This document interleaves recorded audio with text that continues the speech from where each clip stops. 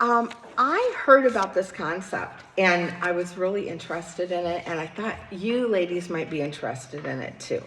So it starts with a little bit of a science lesson. Would that be okay? Actually, it's about space. NASA sent the Mars Pathfinder lander and Sojourner rover to Mars with the goal of exploring Mars and gathering really important scientific data. And so the little Mars rover, Sojourner, was equipped with the most advanced AI that they had at that time in 1996. Artificial intelligence, right? So it was supposed to be a trailblazer in space exploration. But as it traveled over the Mars surface and it had tasks that it was supposed to complete, it found that as it would begin to complete one task, it would suddenly stop and it would prioritize another task. And then it would do that task and it would stop. And that it was using 100% of its memory capability to determine what task to do next. And they coined the phrase thrashing to describe that when a computer would get so bogged down in its own system of prioritizing and managing data that it couldn't function. And I thought, I think I've experienced that before. And I just thought it was such an interesting concept. And so they coined this word thrashing, and I think that's an apt description of sometimes what happens to me when I'm struggling with prioritizing. So I just wanted to talk a little bit about that with you today. And just, you sometimes have to adapt the, you have to know your audience. So this is not the audience I necessarily thought of when I was going to talk about so many of these things. So bear with me as I adapt, as I don't thrash around and I try to adapt to the task in front of me. I wanted to talk a little bit about how to determine priorities, how to manage what you need to get done without getting bogged down in this place that can sometimes be honestly paralyzing. It can be paralyzing sometimes to have so much to do to not know what to do next. Has anyone ever experienced that? Okay, good. So I'm on the right track. So first of all, it's interesting to know that I'm going to use the word procrastination. You know, putting something off or not knowing what to do is based in perfectionism. Now, you might say to yourself, I'm not a perfectionist. That doesn't apply to me. But if a lot of times we put off tasks that we don't feel confident about, or we'll put off a task that we don't think we can complete, so we don't even start. And then we get stuck in this kind of thrashing mode.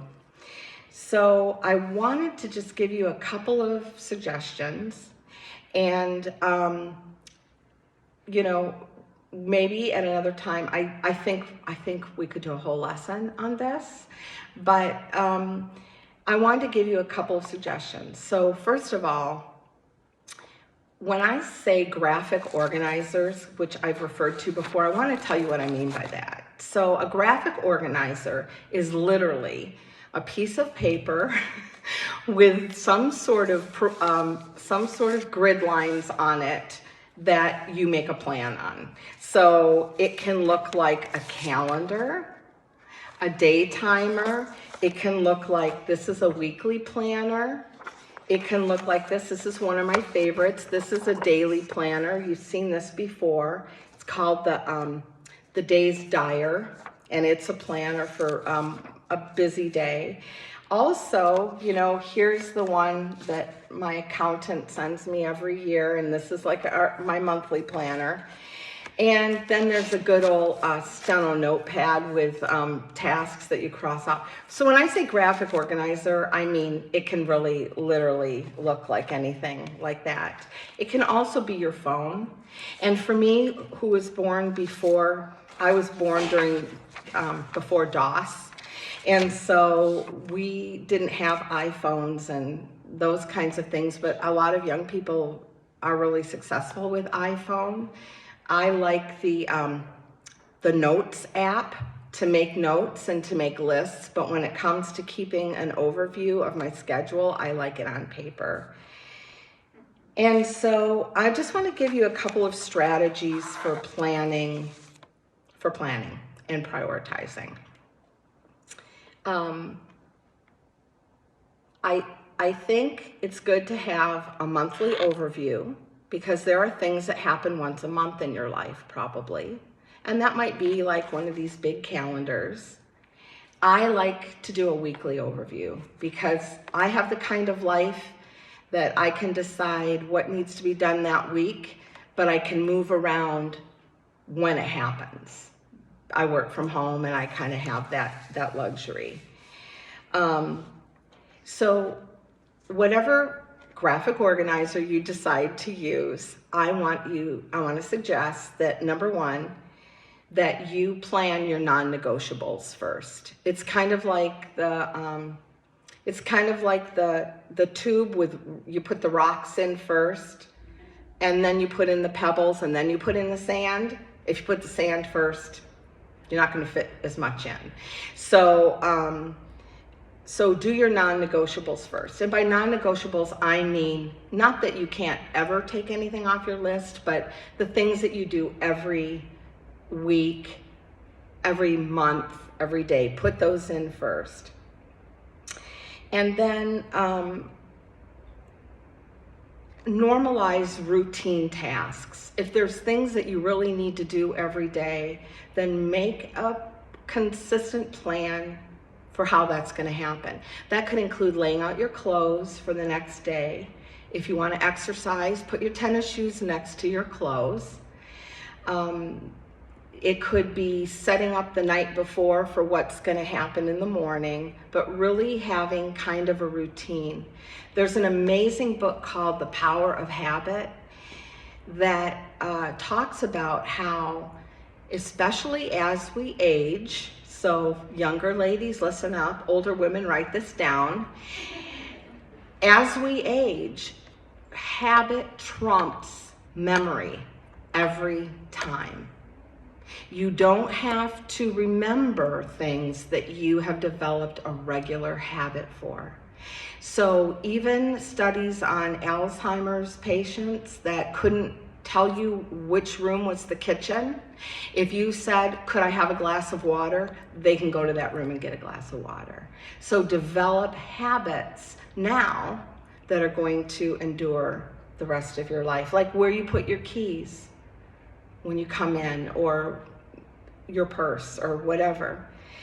And then I'm gonna kind of pare this down a little bit, but one thing that I like to use that I think is very translatable across lifestyles is the 3-3-3 plan. And that means every day you spend 3 hours on your most critical task. So that could be anything from homeschooling to laundry to working at the desk to meal planning to, I mean, I really feel like it's translatable. And then choose 3 shorter tasks to complete that day, things that are on your to-do list. And then 3 management tasks, which could be anything from cleaning out your inbox to sorting through junk mail, just 3 very quick tasks. And it's amazing how much productivity you can have in 3 hours. It doesn't have to be an 8-hour day of productivity. We waste a lot of time if we just can focus on prioritizing that. And then just a few others. I like to do a monthly goal list I like to do a weekly plan, like literally on paper. I do use a calendar, but I really like to cross things off. And I want to encourage you to do that. Also, Elizabeth Elliot says, do the next thing.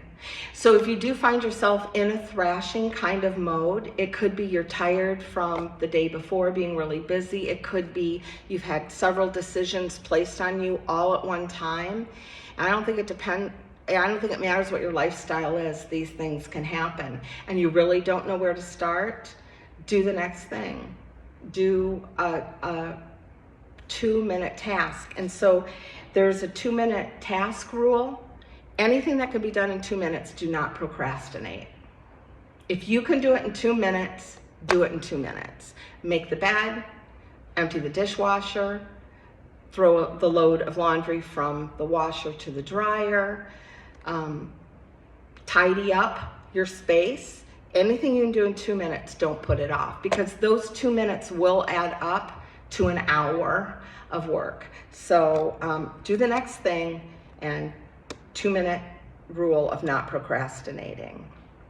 And also, this happened to me this morning. Seriously, I was thrashing, couldn't find a thank you note.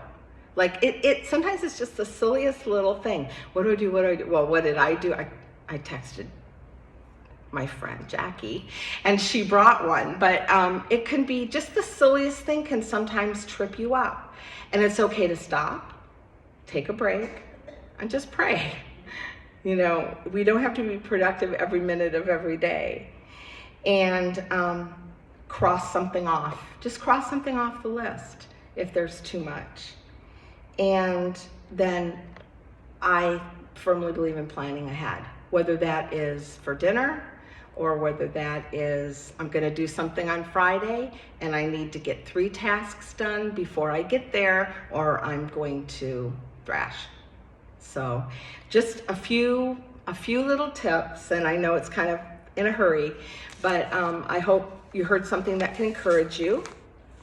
Would you, maybe I just, the 3-3-3 thing. It is 3 hours on your most important task, and you have to decide what that is. For each day. For each day, and then 3 on quicker, shorter tasks. When you're done with your 3 hours, and then 3 maintenance tasks. You can watch the videos. So yeah, 3-3-3. That's been really helpful for me, because if I can be at 3 hours at my desk, I can rule the world. You know, I mean, I'm just up and down and this, and I'm distracted, and I might use graphic organizers because I'm really ADD. So I'm not, you know, I don't know, but that's been really helpful for me. And I can see how that can translate into a non-working schedule, a like office working kind of schedule. Anything else? And then I noted, as I was kind of looking through the story of the Mars rover, they did fix that problem. I mean, they went from a complete failure in 1971 to just getting better and better and better, because they learned from the failures of what did not work. And I thought it was interesting that they named the 2020 rover Perseverance. And I think that's a good takeaway for us too.